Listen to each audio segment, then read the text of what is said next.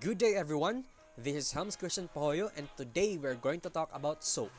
A soap molecule is a sodium or potassium salt of a long chain of fatty acids and it has two parts. The hydrophilic head is the ionic part of the soap molecule that is water-loving and the hydrophobic tail is water-repellent in nature. The cleansing action of soap. Now, in an aqueous environment, because dirt is oily in nature, soap molecules aggregate around the dirt molecule with the hydrophilic head outwards and the hydrophobic tail towards the dirt molecule and form a spherical cluster of molecules that are known as a micelle. The hydrophilic end gets attracted by water and the dirt molecule that has been trapped inside the micelle gets washed away with it. How does soap kill viruses? This is an illustration of the coronavirus and this is how soap destroys it.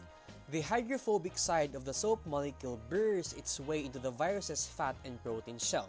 Fortunately, the chemical bonds holding the virus together aren't very strong, so this intrusion is enough to break the virus's coat. It breaks the virus apart and it makes it soluble in water. In that way, the virus disintegrates. The trick is this: all it takes is a little time to happen, and that's why you need to take at least 20 seconds to wash your hands.